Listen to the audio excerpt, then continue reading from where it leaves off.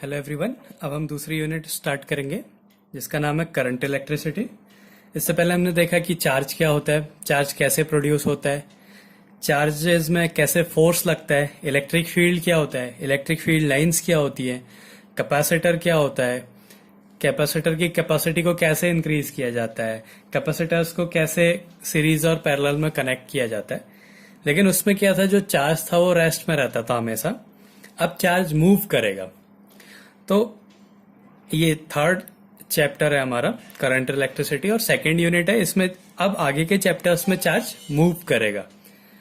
तो पहला है इसमें electric current. Electric current, electric current क्या होता है? माना ये एक वायर है,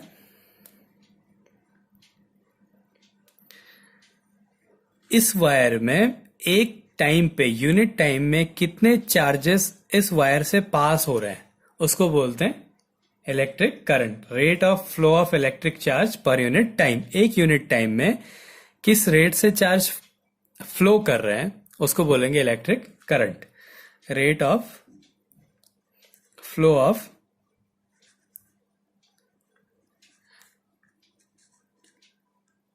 इलेक्ट्रिक चार्ज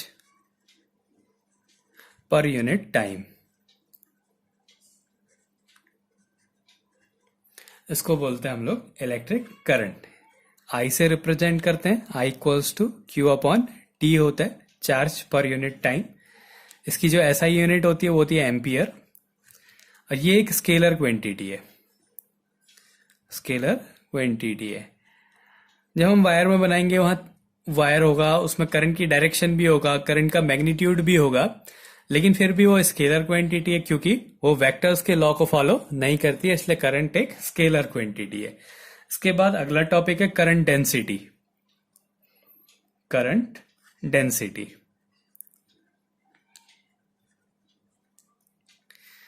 करंट डेंसिटी क्या होता है? एक यूनिट एरिया से जितना चार्ज पास हो रहा है, जितना करंट फ्लो हो रहा है, उसको बोलते हैं हम लोग करंट डेंसिटी। एक यूनिट एरिया से फ्लो होने वाले करंट को बोलते हैं करंट डेंसिटी। तो current flowing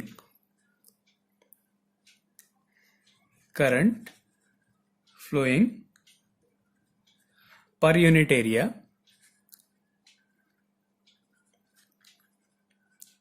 of the cross section, current flowing per unit area of the cross section of wire.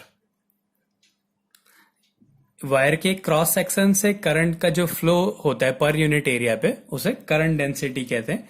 इसे जे से रिप्रेजेंट करते हैं। इसकी वैल्यू होती है आई अपॉन ए। ए मतलब एरिया, आई मतलब करंट।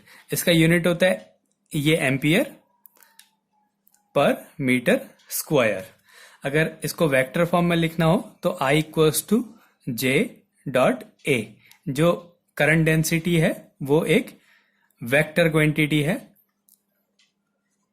Vector quantity. इसके बाद अगला टॉपिक है drift velocity. Drift velocity, drift velocity में क्या होता है? जैसे एक वायर है, ये एक वायर है, इस वायर में फ्री इलेक्ट्रॉन्स होंगे, बहुत ज्यादा इलेक्ट्रॉन्स होंगे। अब वो इलेक्ट्रॉन क्या करते हैं, अगर इसमें कोई इलेक्ट्रिक फील्ड नहीं होता है तो इलेक्ट्रॉन रैंडमली मूव करते हैं। कोई इधर जा रहा होगा, कोई इधर जा रहा होगा, कोई कहीं जा रहा होगा, तो वो इधर उधर रैंडमली मूव करते रहते हैं।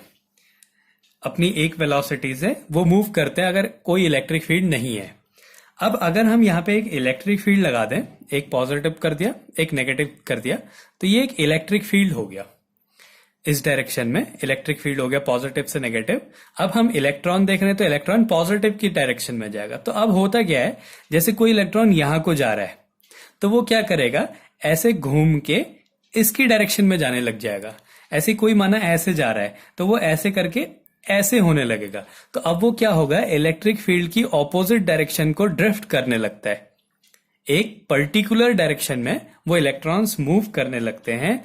उसकी उस वेलोसिटी को, उस एवरेज वेलोसिटी को, जिसके कारण वो इलेक्ट्रिक फील्ड, जो वो वेलोसिटी जिससे वो इलेक्ट्रिक फील्ड की ऑपोजिट डायरेक्शन में ड्रिफ्ट करता है उसको हम लोग ड्रिफ्ट वेलोसिटी कहते हैं। तो इसको लिख देता हूं मैं, इसकी definition, the average velocity, the average velocity with which free electrons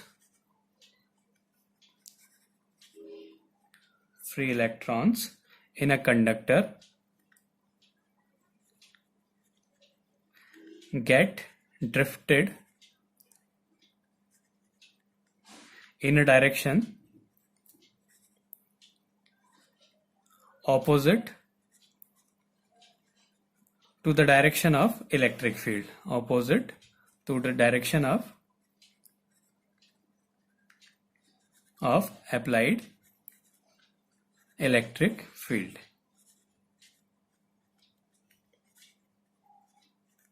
ये ड्रिफ्ट वेलोसिटी की डेफिनेशन है। The average velocity with which free electrons in a conductor get drifted in a direction opposite to the direction of applied electric field। पहले क्या था कि electrons किसी भी direction में मूव करते थे, फिर हमने एक इलेक्ट्रिक फील्ड लगा दिया तो इलेक्ट्रॉन उसकी ऑपोजिट डायरेक्शन में ड्रिफ्ट करने लगे।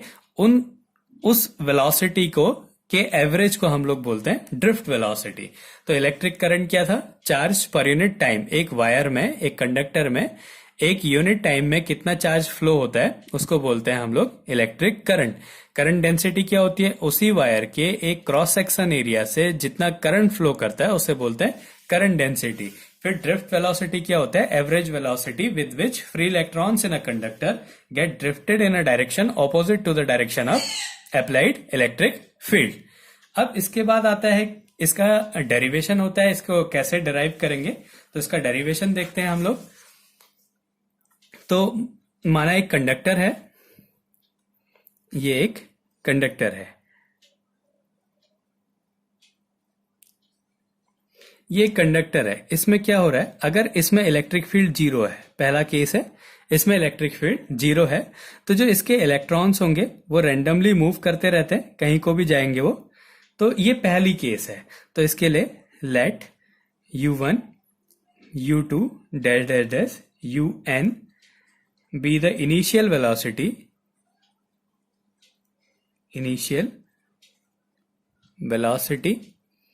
of electrons, u1 u2 un be the initial velocity of electron। तो जो इसका एवरेज होगा u equals to u1 plus u2 plus dash dash dash un upon n, ये इसका एवरेज हो गया। अब इसकी एक डायरेक्शन नहीं है, कोई यहां जा रहा होगा तो कोई यहां भी जा रहा होगा, कोई इधर जा रहा होगा तो कोई उसके ऑपोजिट भी जा रहा होगा। तो उसका जो नेट होगा, जो उसका रिजल्टेंट होगा वो जीरो होगा। अगर हम इसका एल्जेब्रिक सम करेंगे, ये वेक्टर क्वांटिटी अगर हम इसका एल्जेब्रिक सम करेंगे तो ये हमेशा क्या आता है? जीरो होगा।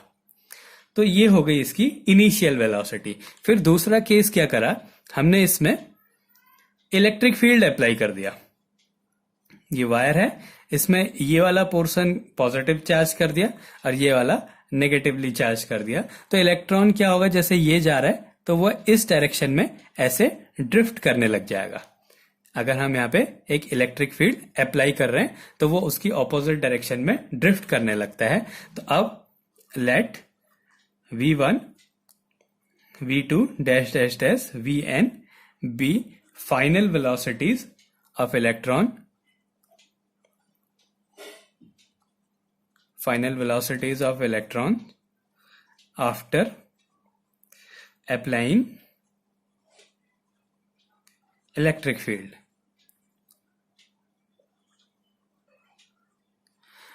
v1 v2 vn जो है उनकी फाइनल वेलोसिटीज है जब इलेक्ट्रिक फील्ड अप्लाई करा। तो जो इसका एवरेज होता है, जब इलेक्ट्रिक फील्ड अप्लाई करें तो वो एक डायरेक्शन में ड्रिफ्ट करने लगती है, और उसका जो एवरेज होता है उसको हम लोग ड्रिफ्ट वेलोसिटी कहते हैं। तो इससे ड्रिफ्ट वेलोसिटी क्या मिलेगी?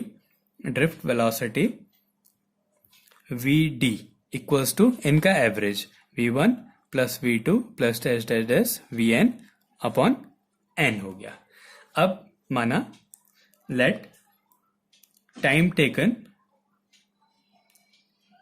बिटवीन two successive collision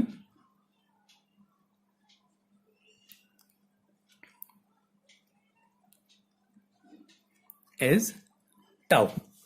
दो जब इलेक्ट्रॉन्स इधर उधर मूव करेंगे तो वो टकराएंगे एक दूसरे से, क्योंकि इसमें बहुत ज्यादा इलेक्ट्रॉन्स हैं। अब माना उनके बीच का जो टाइम है वो टाउ है, इसको हम बोलते हैं रिलैक्सेशन टाइम। रिलैक्सेशन टाइम, दो टक्करों के बीच का टाइम, जैसे एक इलेक्ट्रॉन ये, एक इलेक्ट्रॉन ये, एक ऐसे जा रहा है, ये ऐसे जा रहा है, थोड़ी देर में टकराएगा आपस में। तो इसके टक्कर का जो टाइम होता है बीच में, जब ये रिलैक्स रहते हैं, टकराने से पहले का दो कॉलिजन के बीच का जो टाइम होता है उसको बोलते हैं रिलैक्सेशन टाइम। तो क्या होगा, इनिशियल एक इलेक्ट्रॉन की इनिशियल वेलोसिटी क्या थी u1, टकराने के बाद उसकी वेलोसिटी हो गई v1, तो उसके बीच का जो टाइम है टाउ है, और ये एक कांस्टेंट, ये एक एक्सेलरेशन से मूव करेगा जो कि फिक्स रहेगा, यूनिफॉर्म रहेगा, उसको बोला a। तो क्या मिला हमें, v1 equals to final velocity u1 plus a tau 1। पहले वाले का रिलैक्सेशन टाइम टाउ हो गया, दूसरे वाले का टाउ 2 हो जाएगा। ऐसे ही v2 equals to u2 plus a tau 2। ऐसे ही vn equals to un plus a tau n। अब इसको आप सॉल्व कर दें, हम लोग इनका एवरेज निकाल दें, v1 plus v2 plus dash dash dash vn upon n equals to, सब एवरेज कर देना है, u1 plus u2 plus dash dash dash un upon n plus a tau 1 plus tau 2 plus dash dash dash tau n upon n हो गया।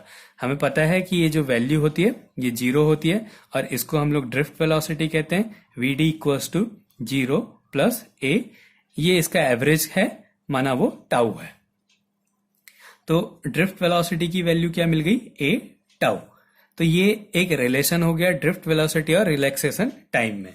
इसके बाद क्या होता है, हमें पता है F equals to q e होता है। अगर एक चार्ज इलेक्ट्रिक फील्ड में है तो उसमें एक फोर्स लगता है F equals to q e, और एक F की वैल्यू होती है एम ए, मास भी है इलेक्ट्रॉन पे और वो एक्सेलरेट भी कर रहा है, तो F equals to m a भी होता है।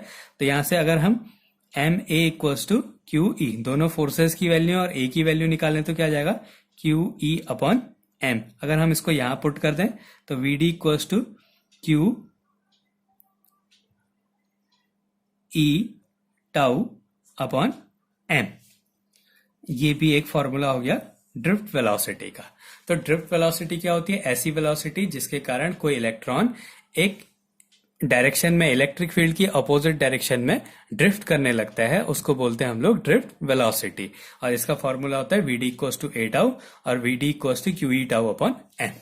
तो ये करंट क्या होता है, charge flowing per unit time है ना, कंडक्टर, एक कंडक्टर से एक यूनिट टाइम में जितना चार्ज फ्लो हो रहा है वो करंट हो गया। एक क्रॉस सेक्शन एरिया से जितना चार्ज फ्लो हो रहा है, एक जितना करंट फ्लो हो रहा है उसको करंट डेंसिटी बोलते हैं। और ये रही ड्रिफ्ट वेलोसिटी, जो कि क्या होता है, इलेक्ट्रिक फील्ड के ऑपोजिट डायरेक्शन में इलेक्ट्रॉन्स ड्रिफ्ट करने लगते हैं, उसकी एवरेज वेलोसिटी को हम लोग ड्रिफ्ट वेलोसिटी कहते हैं।